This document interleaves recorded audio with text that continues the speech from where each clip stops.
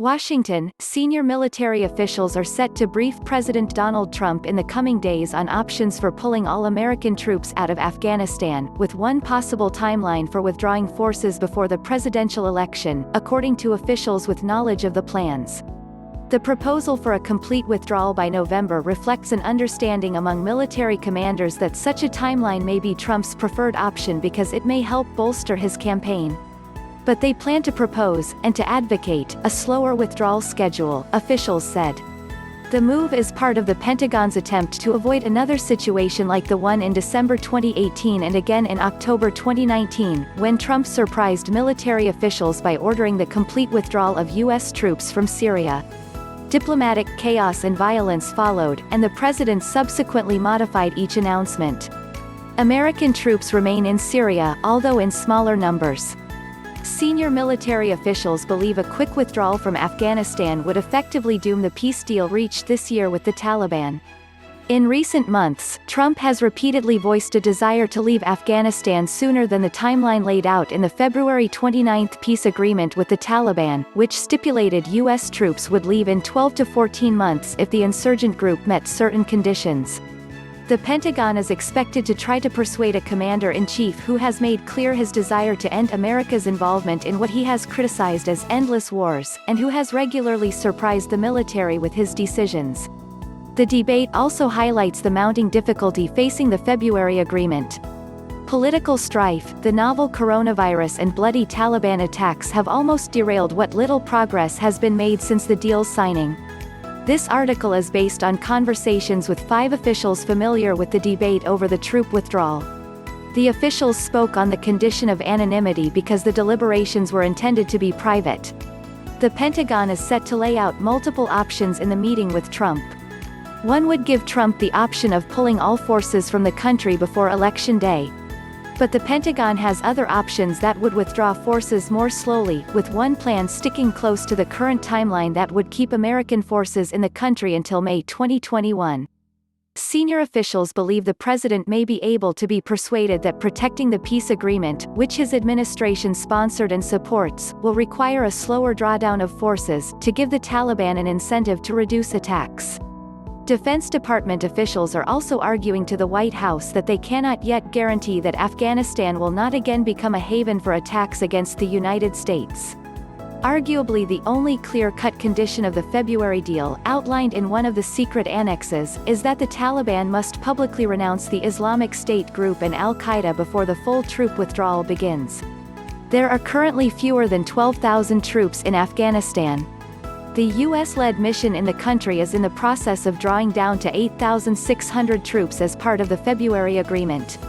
This smaller American contingent will rely heavily on Special Operations Forces and joint U.S.-Afghan cells, known as regional targeting teams, that are focused on counterterrorism missions across the country. Any reduction under 8,600 U.S. troops will be conditions-based after the U.S. government assesses the security environment and the Taliban's compliance with the agreement, and in coordination with our NATO allies and partners, Lieutenant Colonel Thomas Campbell, a Pentagon spokesman, said in a statement. Another factor that has contributed to Trump's desire for an early withdrawal is the coronavirus and its unchecked spread throughout Afghanistan after it crossed over the country's western border from Iran. The Pentagon believes that at least 50% of Afghan security forces most likely have the virus, meaning that any training and joint operations between United States and Afghan forces have been paused, halting a key pillar of the American war effort, especially against Islamic State enclaves in the country's east. But airstrikes against the group still continue. As part of the peace agreement, the U.S. military is shutting several bases. But the spread of the coronavirus has also accelerated the closing of smaller special operations outposts used by the elite units while operating alongside their Afghan counterparts.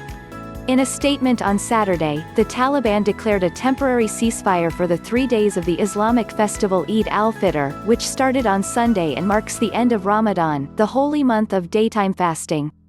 The Afghan government followed, declaring a cessation of fighting even though officials had recently declared that they were restarting offensive operations after waves of Taliban attacks had killed hundreds of security forces after the February agreement. Sunday's ceasefire is the second of the entire war. The first, widely praised on all sides and in the international community, was in 2018, also during Eid. This development offers the opportunity to accelerate the peace process, Zalmay Khalilzad, the U.S. envoy for Afghan peace, said in a statement. Other positive steps should immediately follow. The release of remaining prisoners is specified in the U.S. Taliban agreement by both sides, no returning to high levels of violence, and an agreement on a new date for the start of intra-Afghan negotiations. The exchange of 6,000 prisoners was one of the first sticking points after the U.S. Taliban deal, as it all but forced the Kabul government to release Taliban prisoners even though it was not a signatory of the agreement. Top American officials, including Secretary of State Mike Pompeo, have pressured President Ashraf Ghani of Afghanistan to release the prisoners in the hopes that it would pave the way for the Afghan government to negotiate with the Taliban.